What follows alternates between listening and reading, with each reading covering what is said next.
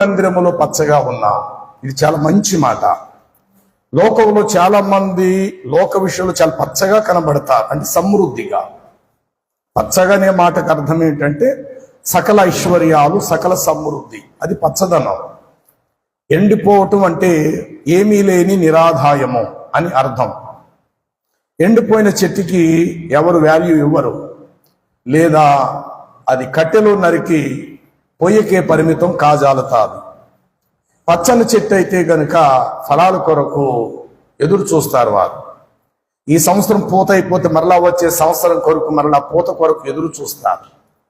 పచ్చని చెట్టుకి చాలా సదుపాయాలు కూడా జరుగుతాయి. నీరు పోయటం అనేదో, ఎరువేయటం అనేదో, ఏదైనా ఒకవేళ నష్టం కలిగితే ఆ నష్టం కలగకుండా కాపాడటము మొదలగు ఇలాంటి పనులు, సేవలు చేయటం అనేది ఒక పచ్చ చెట్టుకి జరిగే పనులు తప్ప ఎండిన చెట్టుని ఎవరో పట్టించుకోరు.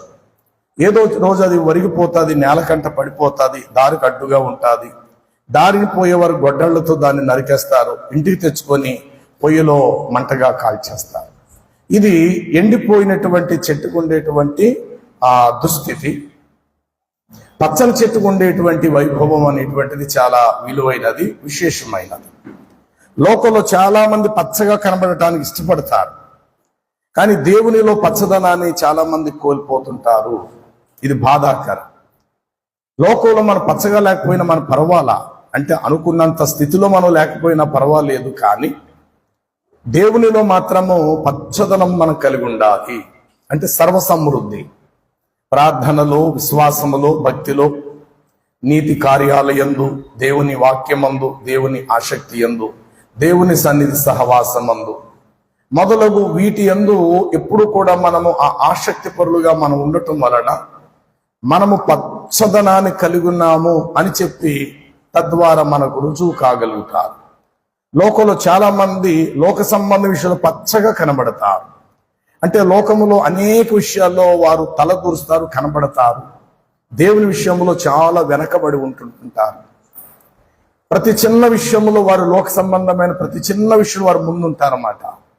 దేవుని విషయం అది పెద్దదైనా సరే వారు చాలా అది భయమే అనుకోవాలో, లేక ముందుకు రావటానికి వారికి తెగింపు ఉండదో, కానీ వెనకడుగు అలాగే ఉంటారు. సంవత్సరాలు దొర్లుతున్నా వారు ఒక దీర్ఘ ప్రార్థన చేయలేరు. సంవత్సరాలు దొర్లుతూ ఉన్న దేవుని వాక్యాన్ని ధారాళంగానూ చదవలేరు. సంవత్సరాలు తరబడుతున్నా దేవుని పనిని వారు సహజముగా గుర్తించుకోలేరు. ఎవరో చెప్తేనే తప్ప ఇలా చేయాలి కదా, ఇది దేవుని పనే కదని సహజముగా తనకు తానుగా ఆ గుర్తించుకోగలిగే స్థితి కూడా చాలా మందికి ఉండలేరు. దీనిని బట్టి కారణం ఏమిటి అంటే వారు దేవునిలో అంత పచ్చదనం లేరు, లోకములో చాలా రకమైనటువంటి పచ్చదనాన్ని కలిగి ఉంటారు. లోక వార్త, లోక విషయం ఏదైనా చెప్పాలే గాని క్షణాల్లో వాటి సంగతులు చెప్పేస్తారు మనకి. మొన్న ఎలా జరిగిందండి, అక్కడ ఎలా జరిగిందండి, ఆయనకి బంధువండి, ఫలానా అండి. ఏదన్నా కొన్ని ఒక చిన్న రాజకీయ కోసం మాట్లాడితే ఎక్కడెక్కడికో ప్రధానమంత్రులాగా వెళ్ళిపోతారు.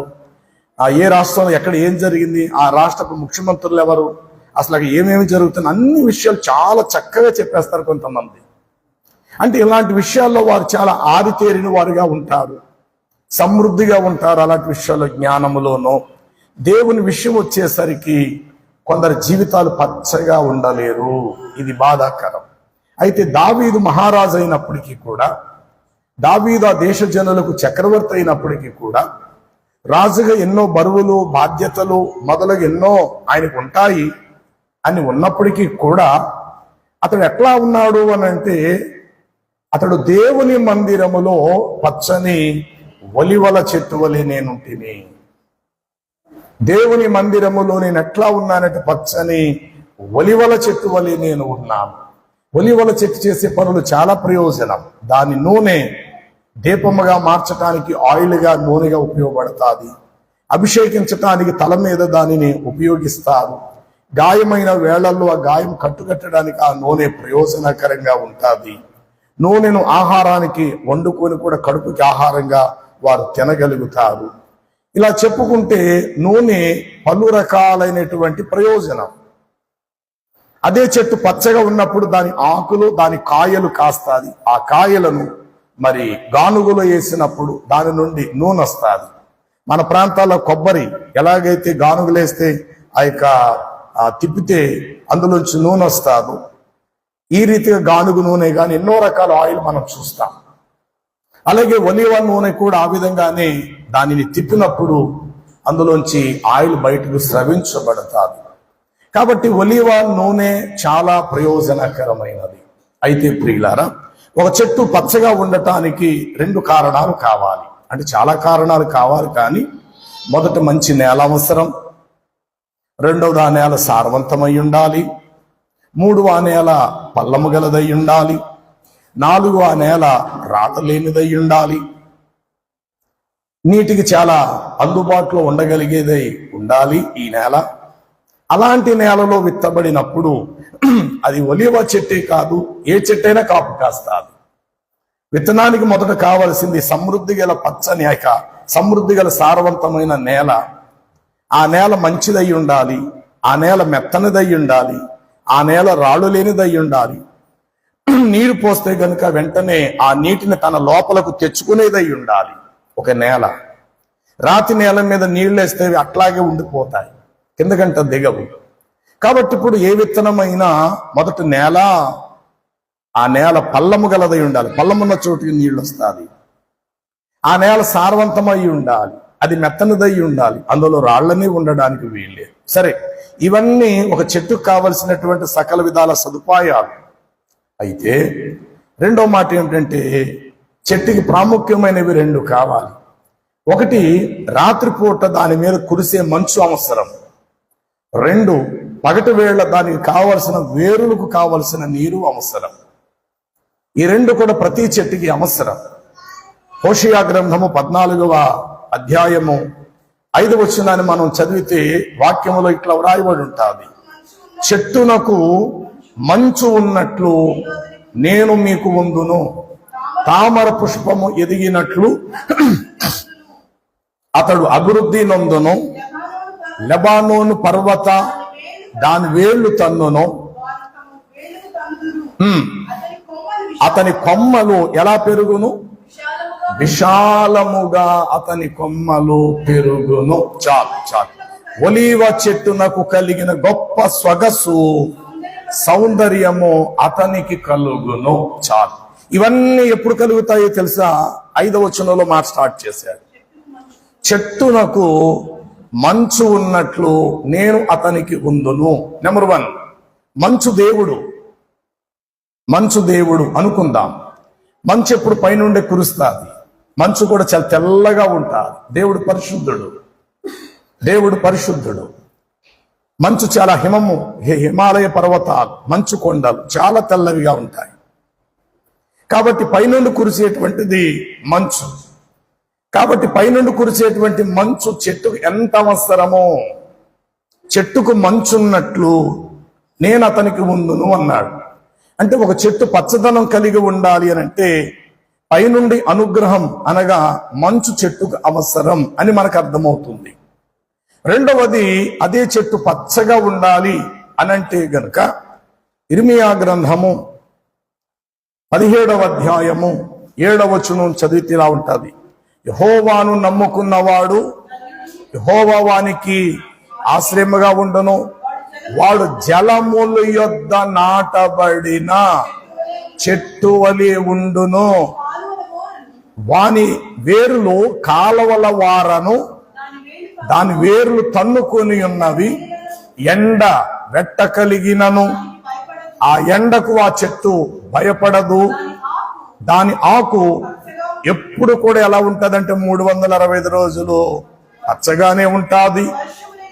కనీసం వర్షము లేదని చింత లేదు. వర్షము లేని సంవత్సరాన అది చింత నొందదు, పైగా కాపు మానదు. చెప్పండి, ఆకులకేమో మంచు అవసరమైనప్పుడు, చెట్టంతటికి మంచు అవసరమైనప్పుడు వేరులకు ఏది అవసరమో? మంచు వేరుల్లోకి వెళ్ళదు. కాబట్టి వేరులకు కింద పారేటువంటి నీరవసరము. వినండి, పైన కురిసేటువంటి మంచు దేవుడైతే పారేటువంటి సెలయేరు దేవుడు ప్రేమించి ఇచ్చిన సంఘం లేదా సహవాసం. సహవాసము లోనో ఉండాలి, పైనున్న దేవుని అనుగ్రహాన్ని మనం పొందుకుంటూ ఉండాలి. చెట్టుకు మంచు కింద నుంచి పైకి రాదు, పైనుండి కిందకు వస్తాది. దేవుడు పైన ఉన్నాడు, ఆకాశంలోకి పైగా ఉన్నవాడై ఉన్నాడు. పైనుండి మంచు కురుసును, చెట్టంతా పచ్చదనం ఉంటుంది, ప్రతిరోజు కడగబడతాది. వర్షాకాలం ఎప్పుడో ఆ 4 కాలాలలో, ఆ 4 నెలలలో వర్షం వచ్చేటప్పుడు చెట్లు పచ్చగానే ఉంటాయి, దాని మీద దుమ్ము దోగరంతా పోతుంటారు. కానీ మంచు కురిసే ప్రతి సమయంలో కూడా చెట్టు ఎప్పుడు శుభ్రంగానే ఉంటుంది.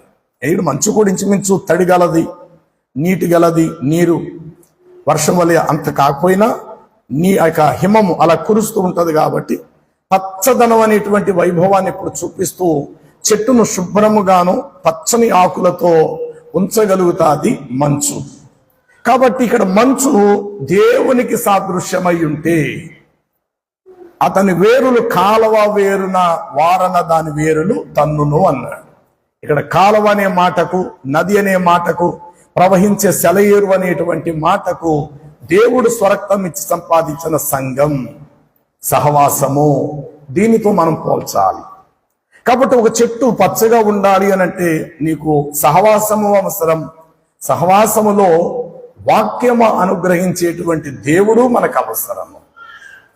సహవాసానికి లేకుండా దేవుడు నాలో ఉన్నాడంటే కుదరదు. ఇక్కడ సహవాసానికి వచ్చి దేవుని దూరం పెట్టినా కూడా కుదరదు. ఇక్కడ మందిరానికి మనం వచ్చి దేవుని చిత్తానికి మనం దూరంగా ఉన్నా పని లేదు, ప్రయోజనం లేదు.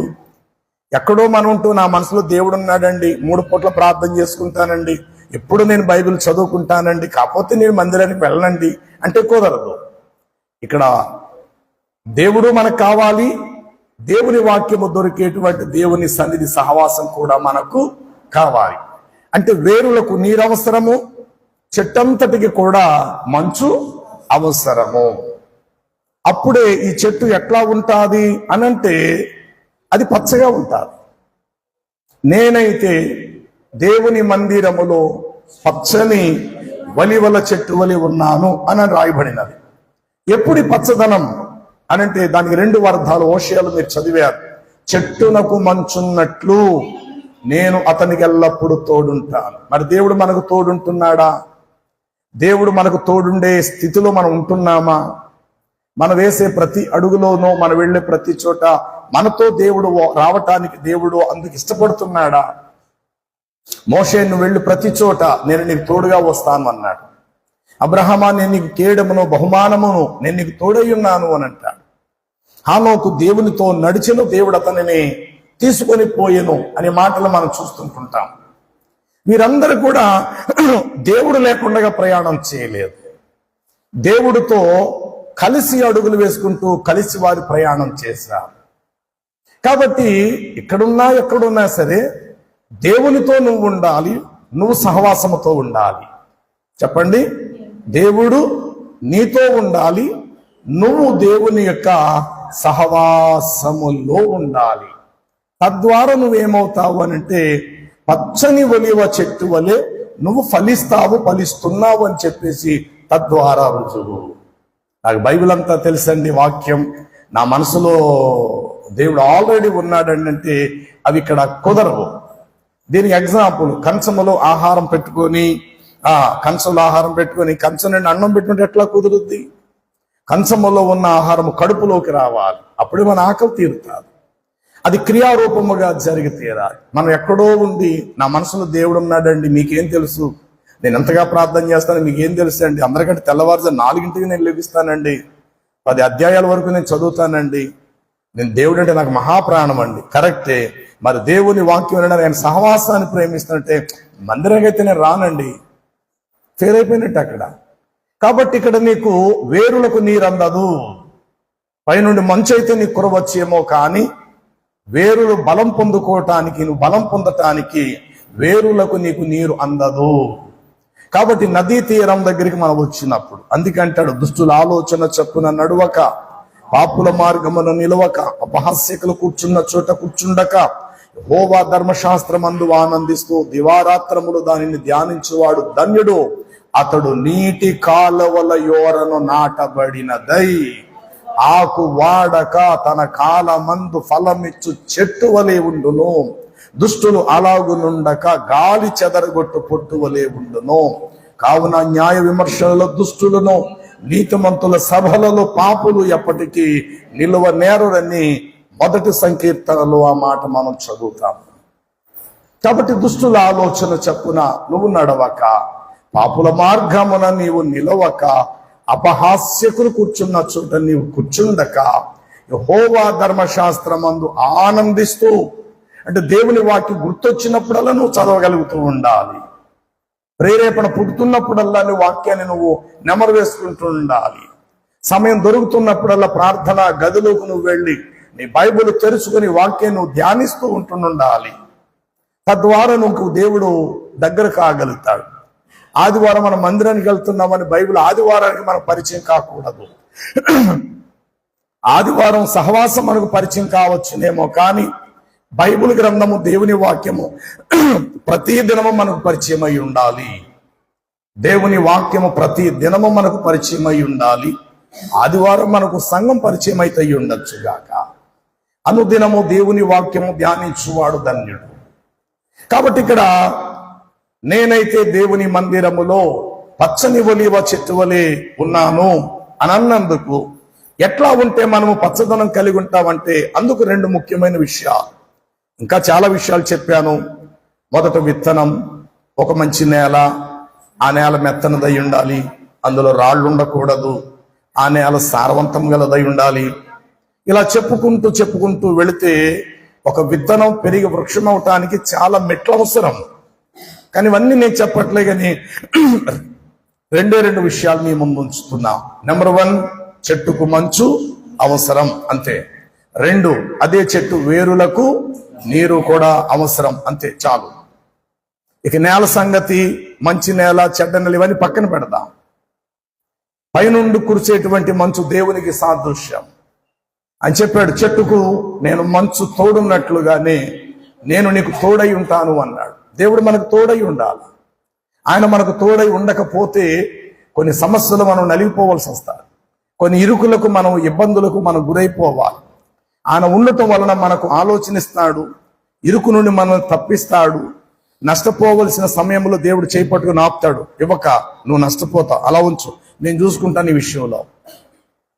వెంటనే మనం తీస్తాం, ధనం ఖర్చు పెడదాం అనుకోండి. దేవుడు ఆగు, ఈ విషయంలో నువ్వు జోక్యం చేసుకోక, ఆగు, అంతేం అవ్వదు, కానీ నేను చెప్తున్నాను, పక్కన పెట్టు అన్నట్టుగా. నష్టపోవలసిన సందర్భాలలో నష్టపోనీయకుండా దేవుడు మనకు తోడుండుట చేత ప్రతి చిన్న పెద్ద విషయంలో దేవుడు ఆలోచనిచ్చి మనల్ని నడిపిస్తాడు. 32వ కీర్తన 8 వచనాన్ని మీరు చదివితే దేవుడు అంటాడు అక్కడ, నీ మీద దృష్టి నిలిపి నీకు ఉపదేశము చేస్తాను, నువ్వు ఎట్లా నడవాలో ఆ రీతిగా నడిచే విధంగా నేను నిన్ను నడిపిస్తాను. నీ మీద దృష్టి ఉంచి నీకు ఆలోచన చెప్పేదను. 33:11 చూడండి, అదే కీర్తన. యెహోవా ఆలోచనలు ఎల్లప్పుడూ మంచివే, అవి ఎల్లప్పుడూ ఉంటాయి. అంటే దేవునితో నువ్వు ఉన్నప్పుడు, దేవునితో నువ్వు సహవాసము చేస్తున్నప్పుడు నీకు జరిగే ప్రయోజనకరమైన పరిస్థితి ఏమిటంటే, చెట్టునకు మంచున్నట్లు నేను నీకుందును, మొట్టమొదటి మాట. రెండవది, నీ వేరులు ఎప్పుడు కూడా పారే నీటికి సమీపమున ఆ నీళ్లలోకి నీ వేర్లు తన్నుకొని ఉండాలి. అప్పుడు ఎండ వచ్చినా నువ్వు భయపడవు, నీ ఆకు పచ్చగా ఉంటుంది. వర్షము లేని సంవత్సరమున నువ్వు చింత నొందవు, కాయవలసిన నీ కాపు ఎప్పటికీ నీవు మానకుందు అని చెప్పేసి ఆ వాక్యములో రాయబడింది. చూడండి, యెషయా గ్రంథములో 58లో, యెషయా గ్రంథం 58 11వ వచనం అంటాడు, యెహోవా నిత్యము నిన్ను నడిపించును, అనగా కరువు కాలమున ఆయన నిజముగా నిన్ను తృప్తిపరచి నీ ఎముకలను బలపరచును. నువ్వు ఎలా ఉంటావో తెలిసినప్పుడు, నీరు కట్టిన తోట. ఎప్పుడు చెప్పండి, ఎలా కట్టండి అంటే, నీరు కట్టిన తోట ఎట్లా ఉంటుందంటే ఎల్లప్పుడూ ఉబ్బుకుచుంటాది. ఎవరో రావాలి కావిళ్లతో నాకు నీళ్లు పోయాలని ఎదురు చూపు చూడదు. దానికి ఒక తోటమాలి ఉన్నాడు. ఒక తోట ఉన్నదంటే దానికి తోటమాలి. అడవికి ఎవరు కూడా సేద్యపరచువాడు ఎవడూ ఉన్నాడు. అడవిని ఆకులను తుడిచేవాడు, అడవిలో చెట్లకు మందు కొట్టేవాడు, అడవిలో ఉండేటువంటి చెట్లకు నీరు పోసేవాడు అంటూ ప్రపంచంలో ఎక్కడ అడవికి దాతలేడు. ఇంకా అడవిలో ఉన్నాయని నరుక్కొని తెచ్చుకుంటారు, అడవిలో పండేయో బయట తెచ్చి అమ్ముకుంటారేమో తప్ప ప్రతిరోజు ఒక తోటమాలి తన తోటను స్వేద్యపరిచినట్టు, తన పొలము స్వేద్యపరిచినట్లు, తన పొలాన్ని జాగ్రత్తగా చూసి ఏ టయానికి ఏది అవసరమో చూస్తూ ఉన్నట్టు ఒక తోటమాలి ఒక తోటకు ఉంటాడు. అడవికి ఎవరు ఒక తోటమాలి లాంటి వాడు ఉన్నాడు. అడవి లోకం, పొలము దేవుని సంఘం. అడవిలో ఒక క్రమం అంటూ ఉండదు. ఏ చెట్టు ఎలా పెరుగుద్దో ఎవరికి అనవసరం లేదు. ఇక్కడ చెట్లు అధికంగా పెరిగితే గనక తోటమాలి వాటిని ఏం చేస్తుంటారంటే కట్ చేస్తాడు. నీ బలాన్ని పక్క నుండి ఏదైనా పొందేస్తుందేమో అని చెప్పి పిలకలను పెరిగేస్తుంటాడన్నమాట. అంటే నువ్వు పెరగాలి. నువ్వు పెరగకుండా నీకు పోసే ఎరువు, నీకు పోసే నీరు మిగతా ఏవైనా లాక్కుంటాయని చెప్పి దాని పక్కన పిచ్చి మొక్కలు లాంటి పెరిగితే గనుక వాటన్నిటిని పెరిగేస్తుంటాడు ఎవరైనా తోటమాలి. అడవికి ఆ పరిస్థితి లేదు. కాబట్టి లోకంలో బోధించేవాడు ఎవడూనూ లేడు. లోకంలో ఉన్న వాటికి బోధించేవాడు ఎవడూ లేడు. దేవుని సంఘములోకి వస్తే ఇక్కడ నీకు బోధ దొరుకుతుంది, ఇక్కడ నీకు కాపరి దొరుకుతాడు, ఇక్కడ నీకు దీపముగా వాక్యం నీకు వెలుగై ఉన్నది. ఇక్కడ నువ్వు నేను సరిచేయబడటానికి దేవుడు తగిన రీతిలో మనకు ఉపదేశించువాడు. కాబట్టి నీవు నీరు కట్టిన తోట వల్లే తర్వాత ఎల్లప్పుడూ అది ఆ మాట ఇప్పుడు తీసేకూడదు. పేజీని చెప్పినంటే మళ్ళీ ఉంచుకోవాలి, మీరు చేయబెట్టది. మీరు నీరు కట్టిన తోట వలెను ఎల్లప్పుడూ ఎప్పుడు పచ్చగా ఉంటావు. ఎందుకంటే ప్రతిరోజు వచ్చి నేను చూస్తున్నాను నీ పక్కన కొన్ని పురుగు పట్టి చిన్న చిన్న ఆకులు ఏమైనా వాటిని తెంపేస్తున్నాను నేను. పచ్చదనం నీళ్ళు లేకపోతే పచ్చదనం ఎట్లా పెంపారు చేయాలో నాకు తెలుసు. దానికి తగ్గ ఎరువేస్తాను నేను నీకు. ఎందుకంటే నేను ఒక తోటమాలినై ఉన్నాను కాబట్టి, నిన్ను స్వేద్యపరచువాడనై ఉన్నాను కాబట్టి, నీ ప్రయోజనాన్ని కోరి నీకు కావలసిన సకల సదుపాయాలు నేను చూసుకుంటాను. నేను ఒక తోటమాలిని. చెట్టుకు మంచున్నట్లు నేను నీకు తోడుంటానన్నాడు. 2, అదే దేవుడు నీకును నాకును ఒక తోటమాలి వలె కూడా ఉండి ఎల్లప్పుడు నీరు పెట్టేవాడై ఉన్నాడు. 3వదిగా మనం ఎక్కడుండాలి అని అంటే నీరు ప్రవహించే చోటినే మన వేర్లు తన్నుకునేటువంటివై ఉండాలి. అందుకే చెప్పాను, మంచు నా మీద కురుస్తుందండి, నా వేర్లకు నీళ్ళు అవసరమని అనుకోవద్దు. దేవుడు నాతో ఉన్నాడండి, మనసులో ఉన్నాడండి, నా గుడిలో దేవుడు ఉన్నాడండి అంటే కుదరదు. నీ వేర్లకు తడి అందాలి. కాబట్టి సంఘం అనేటువంటి నదిలోకి నీ వేర్లు తన్నుకోవాలి. సంఘములో సహవాసముతో నీ ఉండాలి. కొందరు జీవితాల్లో చూస్తాం, ప్రార్థించిన తర్వాత కనీసం ప్రార్థించుకోరు, మిగతా వారిని పరామర్శించరు, వెంటనే వెళ్ళిపోతుంటారు. రేపొద్దున నీ ఇంటికైనా కష్టము నష్టం వస్తే ఎవరు వస్తారు? సంఘం అనేది లోకములో తల్లిదండ్రులు కలిగిన ఒక కుటుంబం. పిల్లలు పెద్దలు అందరూ కూడా ఆ కుటుంబంలో ఉంటారు. ఒక పరామర్శన అనేది నీకు అవసరం. అవతల వారు ప్రార్థించినప్పుడు కనీసం నువ్వు గుర్తుకు రావాలి వారికి. వాళ్ళ కుటుంబ ప్రార్థనలో జ్ఞాపకం చేసుకుంటున్నప్పుడు, అయ్యో నీ కుటుంబం మా సంఘంలో ఉంది, నీవు మాతో ఉన్నావు కదా అని చెప్పి నీ పేరు పెట్టి నీ కొరకు ప్రార్థనలు చేసేటువంటి ఒక సహవాసం అంటూ నీకు అవసరమై ఉన్నది. ఏదో సినిమాకి వచ్చినప్పుడు బొమ్మ చూసేసి వెళ్ళిపోయినట్లు, ఒక సర్కాస్కి వెళ్ళినప్పుడు రంగులు రాటమే తిరిగేసి ఎవరి మట్టికి వాళ్ళు వెళ్ళిపోయినట్లు, ఇది అలాంటిది కాదు. ఇది దేవుడు తన స్వరక్తం ఇచ్చి సంపాదించిన సంఘం. పైగా మనందరము దేవునికి సంఘములతోటి అవయవమై ఉన్నాము. ప్రతి అవయవము దేవుని పని నిమిత్తం పాటుపడేటువంటిదై ఉండాలి. ప్రతి అవయవము అది దేవుని నిమిత్తం పోషించబడేటువంటిదై ఉండాలి. ఇది దేవుడు తెలియపరిచేటువంటి యథార్థమైనటువంటి విషయాలు. కాబట్టి వేరులకు నీరవసరము, చెట్టంతటికి చెప్పాలి ఏమవసరము, చెట్టునకేమో మంచు అవసరము చెప్పాలి, వేరులకేమో నీరు అవసరం. నీరు అనేది ఇక్కడ వాక్యముతో పోల్చుకో, నీరు అనేది సహవాసముతో పోల్చుకో. మంచు అనేటువంటిది పైనుండి కురుస్తుంది కాబట్టి దేవుని అనుగ్రహముతో పోల్చుకో. దేవుని అనుగ్రహము నీకు కావాలి, నీకు దేవుని యొక్క వాక్య సహవాసం కూడా నీకు కావాలి. అప్పుడే మనం ఏమై ఉంటామంటే అక్కడ 52:8 దావీదు చెప్పినట్లు, నేనైతే దేవుని మందిరములో పచ్చని పచ్చని పచ్చని ఒలివల చెట్టు వలె నేనున్నాను. 49 ఆదికాండం 22 మీరు చదివితే ఎవరి కోసం చెప్పలేని ఒక మాట అక్కడ యోసేపు కోసం చెప్పబడి ఉంటుంది. యోసేపు ఫలించేటువంటి కొమ్మ ఎక్కడటండి? ఎక్కడట? పారే జలములు అనగా ఓట, నీటి ఓటలు, ఓట యొద్ద ఫలించేటువంటి కొమ్మ.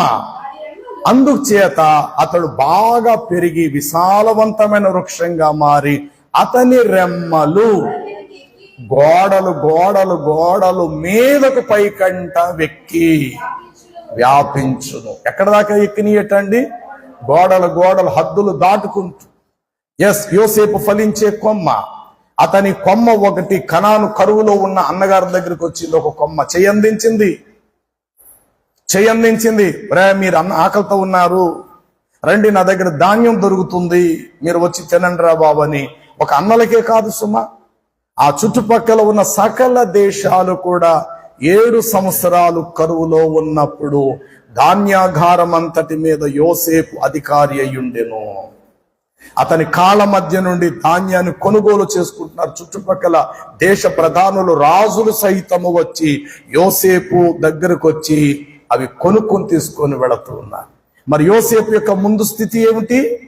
ఎండినటువంటి వాడు, ఏమీ లేనివాడు, బానిస, ఏడవబడిన వాడు. ఇనుమతని ప్రాణమును బాధించాను, బానిసగా అమ్మివేయబడ్డాడు, దాసుడుగా చెరకు వెళ్ళాడు, నేరస్తుడుగా చెరకు వెళ్ళాడు, జైల్లో వేయబడ్డాడు, కఠినమైన ఆహారము పెట్టారు అతనికి. సరే, జరిగినవి ఇవన్నీ దేవుని ప్రణాళిక ప్రకారం జరుగుతూ వచ్చాయి. కానీ అతని ముగింపు దశను మనం వచ్చి చూసేసరికి ఎలా ఉన్నాడు అనంటే, యోసేపు ఫలించేటువంటి కొమ్మ. పచ్చని చెట్లో ఉండే గుణం ఏమిటంటే, నెంబర్ 1 నీడనిస్తాది. పచ్చని చెట్లో ఉన్న గుణం ఏమిటి అనంటే ఫలమిస్తాది. పచ్చని చెట్లో ఉండేటువంటి గుణం ఏమిటి అనంటే ఆకులు ఔషధానికి ఉపయోగించబడతాయి. ఇది పచ్చదనములో ఉండేటువంటి శుభప్రద లక్షణాలు. పచ్చగా ఉన్నావా, ఫలము కాస్తావు. పచ్చగా ఉన్నావా, నీ ఆకులు ఔషధంగా ఉపయోగించుకోవచ్చు. నువ్వు పచ్చగా ఉన్నావా, 10 మంది మండుటెండలో ఉన్న వారికి నీవు తప్పనిసరిగా నీడనిస్తావు. ఇది పచ్చని చెట్టులో ఉండే మంచి లక్షణాలు. ఎండిపోయిన చెట్టు దగ్గరికి వెళ్ళి ఎవరు తలదాచుకోవడానికి ఇష్టపడతారు? ఎండిపోయిన చెట్టు దగ్గరికి వెళ్ళి ఎవరు ఫలమును ఆశిస్తారు? ఎండిపోయిన చెట్టుకు ఉన్నటువంటి ఆకులు తెంపుకొని గాయానికి ఔషధంగా ఎవరు ఉపయోగించుకుంటారు? వాటికి ఆకులే లేవు కదా, వాటికి ఫలాలే లేవు కదా. రేపో మాత ఒరిగిపోతుంది, ఇరిగిపోతుంది, జీవం కొద్దిగా కూడా లేదు, పొయ్యకే పరిమితం అయిపోతుంది. కాబట్టి పచ్చని చెట్టులు ఈ 3 లక్షణాలు కనబడతాయి. 1 నీడనిస్తాది, 2 ఫలమిస్తాది, 3 దాని ఆకులు ఔషధమునకు ఉపయోగించబడతాయి. 47వ అధ్యాయము యెహెజ్కేలు గ్రంథము 12వ వచనాన్ని చదివితే ఇట్లా రాయబడి ఉంటుంది. త్వరగా. నదీ తీరమున ఇరుప్రక్కలు ఆహారమిచ్చు సకల జాతి వృక్షములు పెరుగును, వాటి ఆకులు ఎప్పటికీ వాడిపోవు, వాటి ఫలములు ఎప్పటికీ రాలిపోవు. ఈ నదీ తీరమున పరిశుద్ధ స్థలము నుండి పారుచున్నది గనుక ఆ చెట్లు ఎప్పటికి నెలకు కాపులు కాస్తావి, వాటి పండ్లు ఆహారమునకును వాటి ఆకులను ఔషధమునకు వినియోగించబడు. ఎంత అద్భుతం! అంటే పచ్చని చెట్టులో ఉండే స్వభావ లక్షణాలు ఏంది? నెంబర్ 1, పచ్చగా ఉన్నావు కాబట్టి నీలో ఎదుగుదల ఉంటుంది. ఎండిపోయిన చెట్టు ఇంకెప్పటికీ ఎదగదు. ఎక్కడ దాకైతే వచ్చి ఆగిపోయింది అక్కడితో ఫుల్ స్టాప్, ఇంకా స్టాప్, ఎదగదు. అది పచ్చని చెట్టులో ఎదిగే గుణం ఉంటుంది. కొన్ని మనసార్లు ఏజెన్సీకి వెళ్తుంటాం, చెప్తుంటారు, అయ్యా 150 సంవత్సరాల ఆ చరిత్ర కలిగినటువంటి చెట్టు అని. గత 4 రోజులు, ఒక 5 రోజులు కావచ్చు, 4 రోజులు అవుతుంది. పశ్చిమ గోదావరి ఏలూరు జిల్లా మీటింగ్స్ కి తాడేక జంగారెడ్డిగూడానికి లోపల ఏజెన్సీ దొరమావిడి డ్యాము తెల్లవారుగుడు, అక్కడికి వెళితే అక్కడ ఒక ఆయన చెప్పిన పెద్ద మామిడి చెట్టు, ఆ ఫోటోలన్నీ నేను తీశాను. దాదాపు 150 సంవత్సరాల చరిత్ర కలిగిన వృక్షము. ఒకేసారి దాని కింద 1000 మంది కూర్చోవచ్చు. అది నేను వీడియో కూడా తీసి మాట్లాడాను. నేను అది చూపిస్తా, పంపిస్తా. ప్రభు చిత్తమైతే అక్కడ మీటింగ్ పెట్టాలని ఆశపడి వీళ్ళ ప్రదేశం చూసి రావటం జరిగింది. ఎట్ ఏ టైం ఒకేసారి ఆ చెట్టు కింద 1000 మంది కూర్చొని అక్కడే వండుకొని అక్కడే భోజనాలు చేయొచ్చు. పక్కన పారే మంచి సెలయేరు కూడా కలదు. కాకపోతే జంగారెడ్డిగూడెం నుండి ఒక 30 కిలోమీటర్ల దాకా సొంత మనం ప్రైవేట్ గా వాహనాలు కట్టుకొని మనం లోపలికంటా వెళ్ళాలి. అయితే ఆ చెట్టు నాకు చూపించినప్పుడు వాళ్ళు అన్నారు, దాదాపు మా తాతలు ముత్తాతల కాలం దట్టండి, చాలా సంవత్సరాలు. అమ్మో, దాని మొద్దు దాదాపు ఆ స్తంభం కాడి నుంచి ఇక్కడ రాకుంది. అంత పెద్ద మామిడి చెట్టు, ఎంత అద్భుతం. కాబట్టి అక్కడ చెప్పబడినట్లుగా వాటి ఆకులు ఔషధమునకును వాటి కాయలు ఆహారమునకు వినియోగించబడును. కాబట్టి నీ నోటి మాట ఒక ఔషధంగా ఉండాలి. నీ సహాయం ఇతరులకు నీడనిచ్చేదై ఉండాలి. రెక్కల చాటున నీడ, రెక్కల క్రింద ఎట్లాగైతే మనకు నీడ దొరుకుతాదో, కోడి తన పిల్లని తన రెక్కల నీడలో ఎట్లా భద్రపరుస్తాదో, అలాగా నువ్వు పెరిగిన చెట్టు అయితే నువ్వు నీడవిచ్చే వ్యక్తివై ఉండాలి. రెండవది, నీ నోటి ఫలము, నీ నోటి మాట ఆకలి తీర్చి గాయము కట్టగలిగే ఔషధమైనదిగా ఉండాలి. తద్వారా నువ్వు దేవుని మందిరములో పచ్చని ఒలివ చెట్టు వలె నువ్వు ఉన్నావు అని అర్థం.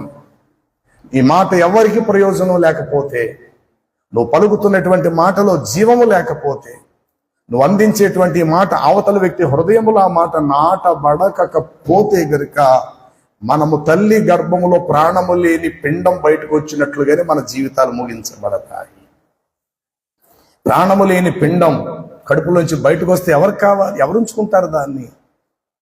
కాబట్టి ప్రియులారా, యోసేపు ఎవరు అంటే ఫలించేటువంటి కొమ్మ, ఓట యుద్ధ ఫలించేటువంటి కొమ్మ. అతని రెమ్మలు గోడలకు పైపైకి కొండలు సముద్రం, నదులు సముద్రాలు దాటుకుంటూ వ్యాపించినవి. అంటే అంత సమృద్ధి గల వృక్షం. ఎవరి నోట విన్నా యోసేపు యోసేపు యోసేపు. అది కరువు కాలంలో మనం ఎట్లా పోషించబడుతుందో, ఐగుప్తు దేశంలో ఒక యోసేపు అనే ఆయన ఉన్నాడట. అతడు హెబ్రీడట, ఒకప్పుడు బానిసగా వచ్చేటట దేశానికి. రాజుకి ఏదో ఉపకారం చేసేడట, తద్వారా రాజు అతను అధిపతిగా చేసేసాడట. ఆ యోసేపు దగ్గరికి వెళ్తే మన కడుపు నిండిపోతుంది. యోసేపు దగ్గరికి వెళ్తే మన కుటుంబాలకు ఆహారం దొరుకుతుంది అన్న ఆ యోసేపు అనేటువంటి పేరు ఆనాటి కాలంలో ఎన్ని లక్షల నోటంటే ఆ మాట పలుకుంటారు. తెల్లారితే యోసేపు యోసేపు యోసేపు యోసేపు. ఎందుకు అంతగా ప్రజలు ఆశించారు అంటే, యోసేపు యొక్క రెమ్మలు చెప్పాలి, గోడలు హద్దులు దాటుకుంటూ, పర్వతాలు దాటుకుంటూ అతని రెమ్మలు పైకి సాగి నేను తద్వారా మనం అర్థం చేసుకోవాలి. కాబట్టి దావీదు చెప్పిన మాట, లోకములో నేను పచ్చని ఒలీవ చెట్టు కాదు, దేవుని మందిరములో పచ్చని ఒలీవ చెట్టు. అందుకే చెప్పా, లోకంలో చాలా మంది పచ్చగా ఉంటారు, దేవునిలో ఎండిన వారిగా ఉంటారు. నో, దేవునిలో పచ్చగా ఉండండి. లోకములో మనుషుల దృష్టిలో మనం ఎండిపోయిన వారిగా ఉన్నాం, మరేం పర్వాలా. మన పచ్చదనం ఏంటనేది ఒకరోజు వారే గుర్తిస్తారు. పైకి మనం ఎండినట్లుగా ఉండొచ్చు, కానీ లోపల మన పచ్చదనాన్ని మనం కలిగి ఉన్నాం ప్రభువును బట్టి. ఇతరులకు ఉన్నంత ఆస్తిపాస్తులో లేక అంతస్తులో, ఖరీదైనవో, పలుకుబడో, గొప్పతనాలో ఇతరులకు ఉన్నంత మనకు లేకపోవచ్చు. కొందరు ఒక కాల్ చేస్తే ఇమీడియట్ గా పెద్ద పెద్ద మంత్రులు, మినిస్టర్లు అందరూ కూడా అతని మాటకి లోపడతారు. మనంత స్థాయిలో లేవు. కనీసం మనం పిలిస్తే మన పక్కింటోడు కూడా మన దగ్గర రాడు. మన స్థాయి అది. మనం పెద్ద కేకలేసినా సరే ఎవరు ఎదుర్కొంటారో కూడా పట్టించుకోరేమో, అది మన స్థితి. కానీ పట్టించుకునే దేవుడు మనం కలిగి ఉన్నాము. మనుషులకు మనం ఎడమగా ఉంటే ఉండొచ్చేమో, కానీ దేవునికి మనం అందుబాటులో సమీపంలో ఉన్నాం. అది చాలు మన జీవితాన్ని. ఇతరులు మనం చూసినప్పుడు వాళ్ళ దృష్టిలో పెద్ద గొప్పవారిగా మనం కనబడకపోవచ్చు, మనము ఎండిన వారిగా మనం ఉండొచ్చు, కానీ దేవుని దృష్టిలో మాత్రము మనం పచ్చగా ఉంటే అదే 10,000 భాగ్యం. దావీదు మహారాజే, ఆస్తిపరుడే, విస్తారమైన సైనికులు ఉన్నారు, పెద్ద కోట, పెద్ద రాజ్యం. అయినప్పటికీ కూడా ఏమంటున్నాడు తెలుసా? నేనైతే దేవుని మందిరములో ఎవరి సంగతి ఏమో నాకైతే తెలియదు, నా మట్టికి నేనైతే దేవుని మందిరములో పచ్చని ఒలీవ చెట్టు వలె ఉన్నాను. అదే దావీదు ఇంకో మాట అంటాడు, 17వ అధ్యాయము కీర్తన చివరి మాట చూడండి. నేనైతే అక్కడ కూడా అదే మాట, ఇక్కడ కూడా అదే మాట. నేనైతే నీతి గలవాడనై నీ ముఖ దర్శనము చేస్తాను. నేను ప్రతిరోజు మేల్కొనే ప్రతి వేళలో కూడా నీ యొక్క స్వరూప దర్శనము చేత ప్రతిరోజు నేను నా ఆశ తీర్చుకుంటున్నాను. అక్కడ కూడా ఏమని చెప్పాడు? నేనైతే ఉన్నదన్నమాట. నేనైతే సరే, ఇప్పుడు 52:8 ఏమి రాయబడినది? 52:8 కీర్తనలో ఎలాగా ఆ మాట చెప్పాలి మీరు. నేనైతే అంటే అక్కడ కూడా అదే మాట, ఇక్కడ కూడా అదే మాట. నేనైతే ఎవరి సంగతి ఏమో నాకు తెలియదు, ఎవరి పరిస్థితులు ఎట్లా చేజారుతాయో నాకు తెలియదు. నా పేరు దావీదు, నేను రాజునే అయినను ఎవరి సంగతి ఏమో నాకు అనవసరం. నా మట్టికి నేనైతే మేల్కొనినప్పుడు నీ స్వరూప దర్శనముతో నేను ఆశ తీర్చుకుంటాను ప్రభు. రెండవది, నేనైతే దేవుని మందిరములు పచ్చని ఒలీవ చెట్టు వలె ఉన్నాను. అంటే పచ్చదనం కావాలంటే 2 పనులు జరగాలని మీకు చెప్పా. నెంబర్ 1, చెట్టునకు మంచు అవసరము. నెంబర్ 2, అదే చెట్టుకు పారేటువంటి సెలయేరు, నది లేక కాలువ నీరు అవసరం.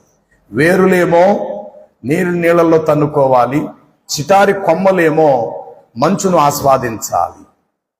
చిటారి కొమ్మలు మంచును ఆస్వాదించాలి, భూమి కనబడలేనటువంటి వేర్లు మాత్రమో నీటిని ఆస్వాదించాలి. ఈ రెండిటిని బట్టి ఇప్పుడు ఆ చెట్టు ఏమై ఉంటుంది అనంటే గనక పచ్చని ఒలీవ చెట్టు వలె ఉంటుంది. కాబట్టి నువ్వు ఎల్లప్పుడూ ఎలా ఉంటావంటే, నీరు కట్టిన తోటవల్లి ఎల్లప్పుడు నీవు ఉబుకుచు ఉందువు. ఎలా ఉండాలట? నీరు కట్టిన తోట. అంటే నీరు కట్టేవాడు నీకు ఒకటి అవసరం. అడవికి ఎప్పుడు నీరు వస్తుందో తెలీదు, ఎప్పుడు ఎండిపోతుందో మనకు తెలియదు. అప్పుడప్పుడు అడవి తగలడిపోతుంటుంది. భూమిలో దానికి కావలసిన చల్లదనము లేని కారణం చేత ఆకులకు రాపిడై, చెట్టుకు చెట్టు కొమ్మలు రాపిడై, అడవంతా ఒక ప్రక్కలాగా తగలడిపోతూనే ఉంటుంటారు. దాన్ని ఎవరు ఆర్పచేయాల? ఏదో కాలిఫోర్నియాలో మొన్న జరిగినటువంటి ఆ అగ్ని ప్రమాదం కొన్ని లక్షల కోట్ల రూపాయలు ఆస్తి కలిగింది, నష్టం కలిగినది. అడవి తగలడిపోవటం, వన్యప్రాణులు చనిపోవటం. అదే గనక తోటమాలికైన ప్రమాదం జరిగింది. ఆ తోట కంటే ఇమీడియట్ గా దాని యొక్క బాధ్యతలు తీసుకుంటాడు తోటమాలి. అడవిని స్వేచ్ఛపరిచేవాడు లేడు, కానీ పొలమును స్వేచ్ఛపరిచేవాడు ఉన్నాడు. కాబట్టి అడవిలో నుండి మనం ఎక్కడికి రావాలి అని అంటే పొలములోనికి రావాలి. ఎక్కడి నుండి రావాలంటండి? అడవిలో నుండి, అంటే లోకములో నుండి, పిచ్చి పిచ్చి మొక్కలున్న ఆ చోట నుండి, పనికిరాని చెట్ల మధ్యలో నుండి అక్కడ తెంపబడాలి, క్రీస్తులో అంటు కట్టబడాలి. ఎక్కడి నుంచి తెచ్చేటట్టు? ఒక ద్రాక్ష తీగిన చూడండి, కీర్తన గ్రంథములో మనకు రాయబడి ఉంటుంది, ఐగుప్తి నుండి నీవు ఒక ద్రాక్షావల్లిని తెచ్చితివి అనే మాట కనబడతాది కీర్తనల గ్రంథములోనే. నీవు దానిని బాగుగా త్రవ్వి శ్రేష్టమైన ద్రాక్ష అవునట్లుగా నీవు చేసితివనేటువంటి మాట మనకు కనబడతాది. చూడండి, 88వ వచనం, 80:8. నీవు ఐగుప్తిలో నుండి ఒక ద్రాక్షావల్లిని అక్కడ తెచ్చితివి, అన్యజనులందరిని వెళ్ళగొట్టి దానిని అనుకున్న చోటున. ఎక్కడ దీని స్వస్థలము? ఈజిప్ట్, ఐగుప్తి. ఎక్కడున్నారు ఇశ్రాయేలు? గత కాలంలో ఐగుప్తు దేశంలో బానిసలు. అక్కడ తెంపి ఆ అడవనేటువంటి ఐగుప్తులో నుండి ఎక్కడికి తీసుకొచ్చేటట్ట? వాగ్దాన దేశం, వాగ్దాన భూమిలోకి దేవుడు తీసుకొచ్చి పెట్టాడు. ప్రియులారా, ఇక్కడ మీరు ఫలించాలి. మరలా క్రీస్తు వచ్చి ఏం చేశాడు? వారి మధ్యలోకి వచ్చి అక్కడున్న వారిని తెంపుకొని నాలో మీరు అంటుగట్టబడాలి అన్నాడు. ఇప్పుడు ఈయన, ఎక్కడో పుట్టావు, ఇక్కడ నాటబడ్డావు, ఇక్కడ పెరిగావు, ఐగుప్తులో పుట్టావు, వాగ్దాన దేశంలో పెరిగావు. ఇప్పుడు ఫలించాలి అని అంటే ఎవరిలోకి రావాలి? నువ్వు నాలోకి నువ్వు రావాలి.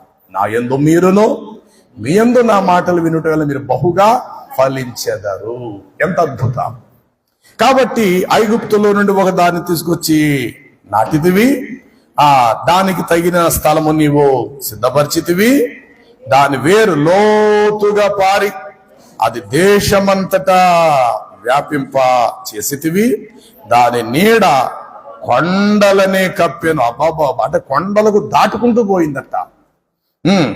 దాని నీడ కొండలను కప్పెను, దాని తీగలు దేవుని దేవదారు వృక్షమును ఆవరించెను, దాని తీగలు సముద్రము నుండి సముద్రం వరకు వ్యాపించెను, యుప్రటీసు నది మొదలుకొని దాని రెమ్మలు నలుమూలలకు వ్యాపింపచేసాను. దేవునికి స్తోత్రం.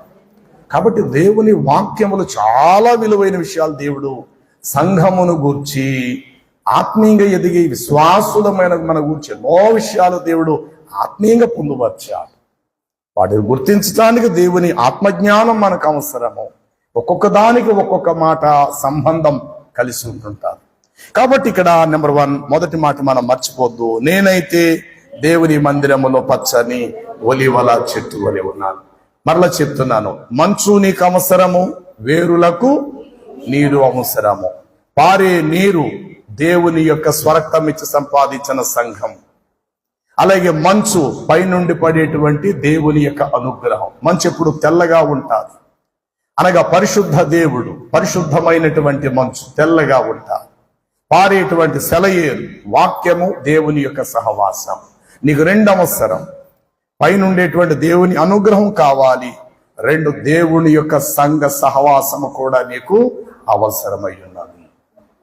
దేవుని సహవాసంలో కలిసి అందరితోనూ ప్రార్థన చేయాలి. దేవుని సహవాసంలో ఉన్న వారి మంచి చెడులను గుర్తించాలి. ఎవరికైనా కష్టకరమైన పరిస్థితి ఎదురైతే నీ వ్యక్తిగత ప్రార్థనలు వారిని జ్ఞాపం చేసుకోవాలి. పరామర్శన అనేటువంటి దైవ బిడ్డలుగా మనకు ఎంతైనా అవసరమై ఉన్నది. అలాగని చెప్పి వారి వ్యక్తిగత విషయాలు మనకు అక్కర్లేదు, కానీ వారి కుటుంబ ఆర్థిక పరిస్థితులు, ఆత్మీయ జీవితంలో ఎదుగుదల లేని పరిస్థితులు ఉంటే గనుక వాటి కొరకు నువ్వు ప్రార్థన చేయాలి. అంతకు మించి మరీ డీప్గా వారి వ్యక్తిగత విషయాల్లో మనం జోక్యం చేసుకోవాల్సిన అవసరత మనకి ఇక్కడ లేదు. మనందరం ప్రభువును బట్టే పరిచయం అయ్యాం. మన పరిచయము ప్రభుతోటే సాగాలి. మనం బంధువులం కాము, లోక సంబంధమైన ఒక కుటుంబ లోకస్తులము కాము. ఎవరి కులాలు, ఎవరి మతాలు, ఎవరి వృత్తి, ఎవరి జీవన విధానం వారిది. కాకపోతే ప్రభువుని బట్టి మనందరం వచ్చి ఒక కుటుంబముగా ఇక్కడ ఒక వాక్యాన్ని వింటూ మనం ఎదుగుతూ ఉన్నాం. కాబట్టి ఆత్మీయముగా ఒకరి యొక్క బాధలలో ఒకరు పంచుకుంటూ వారి కష్టాన్ని గుర్తించి చేయగలిగితే నీ చేతి సహాయమో అందించు. నీ బాధ్యత నీకుంటే. ఒకవేళ లేదు, వారి పక్షంగా కన్నీళ్లు కార్చి విజ్ఞాపన ప్రార్థన నువ్వు చెయ్యి. అది నీకు మంచిది. ఇది సహవాసములో ఉండవలసినటువంటి అద్భుతమైనటువంటి విషయం ప్రియులారా. కాబట్టి సంఘం అనేటువంటిది పారేటువంటి సెలయేరు. అక్కడ నీ వేర్లు అందులోకి తన్నుకోవాలి. పైనుండి పడేటువంటి మంచు మీద కూడా నువ్వు ఆధారపడాలి. మంచు నీ ఆకులకు పచ్చదనాన్ని ఇస్తుంది. తర్వాత చెట్టుని ఎప్పుడు శుభ్రంగా ఉంచుతుంది. మంచు ఎప్పుడు కురుస్తుంటుంటాదేమో. పగలంతా పడినటువంటి దుమ్మును రాత్రి పడే మంచు ఆ చెట్టుని ఏదో ఒక వాటర్ సర్వీసింగ్ కార్ని ఎలాగైతే వాటర్ సర్వీసింగ్ చేస్తామో, మంచు వచ్చి చెట్టంతటి తడిపి ఉదయం అయ్యేసరికి నిగారింపు కనబడుతుంది, పచ్చగా కనబడుతుంది. మరలా కొంత దుమ్ము పట్టచ్చు, పగటి వేళ గాలి దుమ్ములు పడతాయి. మరలా మంచు పడేసరికి ఏమవుతుందంటే ఆకు మీద ఉన్న డస్ట్ అంతా కూడా కిందకి పారుకుంటూ వచ్చేస్తారు. ఈ విధంగా మంచు అనేది ఇక్కడ సాక్షాత్తు దేవునికే సాదృశ్యము. హోషేయ మనం చదివిన వచనం ప్రకారము. రెండవది, అతని వేరులో కాలవ వేరున వాటి వేర్లు తన్నుకొని ఉన్నవి కనుక వెట్ట కలిగినను దానికి భయపడడు. దాని ఆకు ఎట్లా ఉండును? పచ్చగా ఉండును. వర్షము లేని సంవత్సరమున అది చింత నందదు, అది ఎంత మాత్రము కాపు మానదు. చూడండి 13, అదే హోషేయ గ్రంథము 15వ వచనాన్ని చదువుదాము. 13:15 వచనము. ఎఫ్రాయిము తన సహోదరులలో ఫలాభివృద్ధి నొందెను. అయితే తూర్పు గాలి వచ్చినను, యెహోవా పుట్టించు గాలి అరణ్యము నుండి లేచును, అది రాగా అతని నీటి బొగ్గలు ఎండిపోవును, అతని ఊటలు ఇంకిపోవును, అతని ఆ ధననిధిని అతనికి ప్రియమైన వస్తువులన్నిటి శత్రువులు కొల్లకపోవును.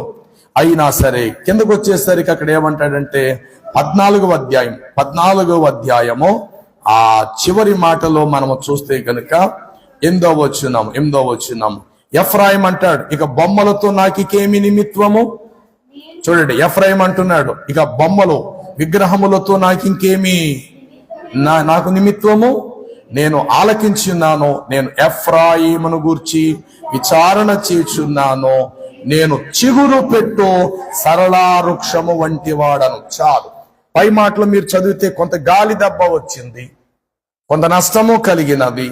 చూడండి, నిజముగా ఎఫ్రాయిము తన సహోదరులందరిలో కూడా ఫలాభివృద్ధి నొందును.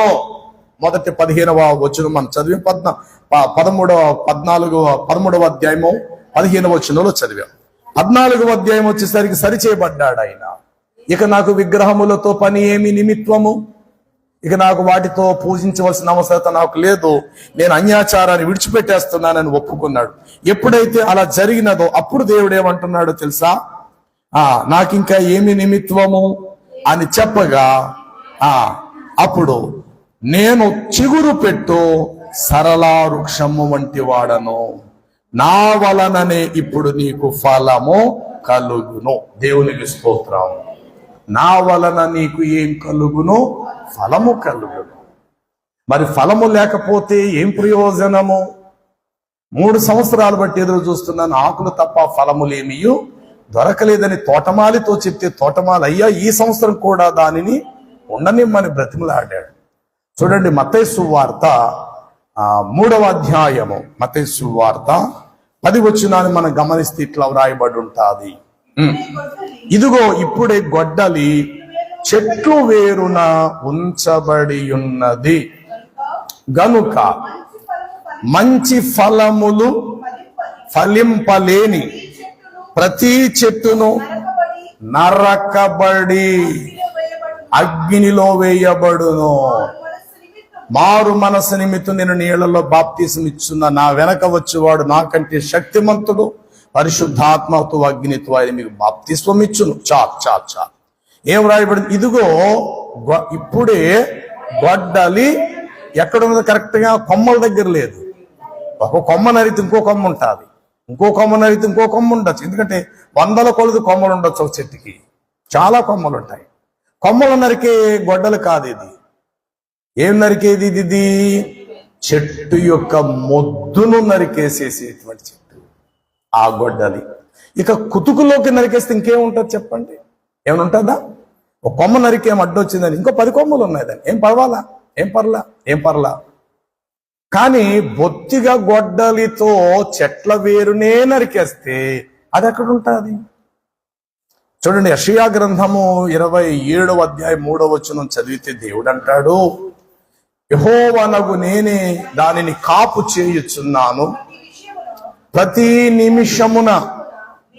నిమిషమున నేను దానికి. ఎంత గొప్ప దేవుడండి! అంటే ప్రతి నిమిషమున నీరు పోస్తున్నాను నేను నీకు. మరి ప్రతి నిమిషాన్ని నీరు పోస్తున్నప్పుడు నువ్వు నేనేమవ్వాలి చెప్పాలి? ఏమవ్వాలి? ఫలించాలి. ఎలా ఫలించాలి? ఆయనకి ఇష్టమయ్యే ఫలాలు మన నుండి ఉత్పత్తి కావాలి. నువ్వు అనుకున్న ఫలాలు నువ్వు ఫలించటం కాదు, దేవుడు కోరుకునే ఫలాలు నువ్వు కాయాలి.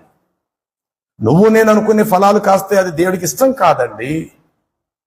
చాలా మంది దేవుని చిత్తం, దేవుని ప్రమేయం లేకుండా సొంత నిర్ణయాలు తీసుకొని దెబ్బతినేస్తుంటాము. ఏదైనా ఒకటి మనం ఆలోచించి చేసినప్పుడు ప్రతీది కూడా. అందుకంటే యెహోవా ఇల్లు కట్టించని ఎడల దానిని కట్టే వారి యొక్క ప్రయాస వ్యర్థమైపోతాది. ఏదైనా మనం ఒక అడుగు ముందుకేస్తున్నామంటే అది దేవుని సంపూర్ణ చిత్తమై ఉండాలి. దేవుని యొద్ద విచారణ చేయకుండా, దేవుని యొద్ద కనిపెట్టి ప్రార్థన చేయకుండా, దేవుని ప్రమేయం లేకుండా ఆవేశపూర్వకంగా మన సొంత నిర్ణయాలతో పరుగులు తీస్తే గనుక దాని ఫలాన్ని మనం చూడము, నష్టమే మనం చూస్తాం ప్రియులారా. అందుకు దేవుని యొద్ద ముందు నువ్వు ఫలించు, ప్రార్థనలోనూ ఎదుగు, వాక్యములోనూ ఎదుగు, సహవాసములోనూ ఎదుగు. దేవుని పని అనేటప్పటికి తప్పించుకొని పక్క నుండి పారిపోయే వారిగా ఉండకూడదు. అది ఎంత బరువైనా నా భుజాన్ని నేను ఎత్తుకోవాలని బాధ్యతతో నువ్వు ముందుకు రావాలి. అప్పుడే నువ్వు దేవుళ్ళో ఎదుగుతున్నావు అని అర్థం. సులభమైన పనులన్నిటికీ కనబడుతూ కొంచెం బరువైన పని అయినేసరికి ముఖమే చూపించుకుని చాటేసేసుకుంటే నువ్వెట్లా పని చేస్తావు? ఎలా దేవుడు నీకు సహాయం చేయగలుగుతాడు? కొంత జీవితాల్లో చూస్తాం, జీవితం సరిలేనప్పుడు దీర్ఘకాలపు వ్యాధులు అట్లాగే మిగిలిపోతాయి, అలాగే ఉండిపోతాయి. ఏదో ఒక సమస్య అనుకూలమైనప్పుడు దేవుని దగ్గర రాలేనప్పుడు, కొన్ని సందర్భాలు రావాలనుకున్న సమయంలో కూడా రాని పరిస్థితి, ఆ బలహీనత మన నెత్తి మీద కూర్చుంటుంది. ఎన్నో మందులు వాడుతుంటాం, కానీ అక్కడ తగ్గే ప్రసక్తి ఉండదు. మనిషి నీరసిల్లిపోతాము, కురుగుబాటు కలుగుతుంది, ఏ విధమైన ప్రయోజనం మన జీవితంలో ఉండదు. మన ధనమంతా కూడా ఇలాగే వ్యయమైపోతుంటాయి. అక్కడ మనం చూస్తే ఆ రక్తస్రావం గల స్త్రీ తన ధనాన్ని ఎంతో వ్యయపరుచుకొని ఎన్నో తిప్పలు పడి ఎంత మాత్రము బాగుపడక మరింత సంకటములు పొందినన్నట్లుగానే కొందరు జీవితాలు ఫలం ఉండదు సరికదా, కొమ్మలు పూర్తిగా ఎండిపోయినట్లుంటాయి. అయితే ప్రియులారా, ఇదిగో గొడ్డలి చెట్ల వేరున ఉంచబడినది. ఫలము ఫలింపలేని ప్రతి చెట్టును కూడా ఆయన ఏం చేస్తాడట? నరికి వేస్తాడు అని చెప్పి వ్రాయబడినాడు. 7వ అధ్యాయము అదే మత్తయి సువార్తలో మీరు చదివితే గనుక మరొక మాట ఇట్లా రాయబడి ఉంటుంది. 17వ వచనము, అలాగుననే చెప్పండి, ప్రతి మంచి చెట్టు మంచి ఫలములను ఫలించును, పనికి మాలిన చెట్టు కాని ఫలములు ఫలించును. మంచి చెట్టు కాని ఫలాలు ఎప్పటికీ ఫలించదు. అలాగే పనికి మాలిన చెట్టు ఎప్పుడు కూడా పనికొచ్చే ఫలము ఫలించదు. మంచి ఫలములు ఫలింపని మళ్ళా చెప్తున్నాడు. ఏదో ఫలం కాసేస్తే కుదరదు. ఇక్కడ ఎలాంటి ఫలం కాయాలట? మంచి ఫలము ఫలింపలేని ప్రతి చెట్టు నరకబడి అగ్నిలో వేసేస్తాడు. ఇది ఎప్పుడు జరుగుతుంది? పునరుద్ధానమందు. 11వ అధ్యాయము యెషయా గ్రంథము 33వ వచనం అనుకుంటా, ఆ చివరి మాట అనుకుంటా, ఇదిగో యెహోవా బలమైన ఖడ్గమును తీసుకొని ఎత్తైన చెట్లను ఆయన తెగ నరుకుననే మాట మీకు కనబడదు. 10వ అధ్యాయం చివరి మాట, యెహోవా భీకరమగు కొమ్మలన్నిటిని కూడా ఆయన తెగగొట్టగా మిక్కిలి ఎత్తుగల చెట్లు నరకబడును, ఉన్నతమైన చెట్లు చాలంతే. మరి ఇదే దేవుడు యెషయా గ్రంథం మీరు చదివినటువంటి 27:3 వచనంలో ఏం రాయబడింది? ఆ చెట్టును ప్రతి క్షణము నేను కాపు కాయుచున్నాను, ప్రతి నిమిషమున నేను దానికి నీరు. ఏమంటే ఇంత నీరు పెట్టినవాడు, ఇంత కాపు కాసినవాడు ఒకరోజు ఏం చేస్తాడు? ఒక బలమైన కత్తి తీసుకుంటాడట, ఆయుధాన్ని. ఆ మాట బైబిల్లోనే ఉంది. యెహోవాను నేను ప్రతి దినము నేను కాపు చేయుచున్నాను, ప్రతి నిమిషమున నేను దానికి నీరు, ఎవడు వచ్చి దానిని అపహరింపకున్నట్లు దివారాత్రములు నేను దానికి కాపు చేయుచున్నానని 27 యెషయా 3వ వచనంలో చెప్పబడింది. మరి ఇక్కడ 10వ అధ్యాయము యొక్క చివరి వచనానికి వచ్చేసరికి యెహోవా భీకరమగు కొమ్మలన్నిటినీ తెగగొట్టగా మిక్కిలి ఎత్తుగల చెట్లన్నీ నరకబడును. అంటే ఏ దేవుడు నీకు నాకు నీరు పోసినాడో సరిగ్గా అదే దేవుడు ఒకరోజు నరికి ఆరని అగ్నిలో వేస్తాడు. కాబట్టి ప్రియులారా, నేనైతే భక్తుడు దావీదు అన్నాడు, నేనైతే దేవుని మందిరములో పచ్చని ఒలివల చెట్టు వలె ఉన్నా. చెట్టుకు పచ్చదనం 2 అవసరం. కింద నుండి వేర్లకు నీరు అవసరము, పైనుండి పడేటువంటి మంచు కూడా అవసరమై ఉన్నది. మంచు శుభ్రం చేస్తాది, పచ్చదనాన్ని వైభవాన్ని ఇస్తాది. వేర్లు బలమిస్తాది, ఫలాలు కాయటానికి జీవాన్ని పెంపారు చేస్తాది. పచ్చగా ఉన్న ప్రతి చెట్టు ఆకులు గుజ్జుగా ఉంటాయి. పచ్చగా ఉన్న ప్రతి చెట్టు పూత పోస్తుంది, కాయలు కాస్తాది. పచ్చగున్న ప్రతి చెట్టు ఆకులు ఔషధానికి ఉపయోగపడతాయి. అంటే ఫలించే పచ్చని చెట్టు కింద నీడ దొరుకుతాది, ఫలించే చెట్టు దగ్గర నీకు ఫలము దొరుకుతాది, ఫలించే చెట్టు దగ్గర ఆకులు వీలైతే ఔషధానికి కూడా నీకు ఉపయోగపడతాయి.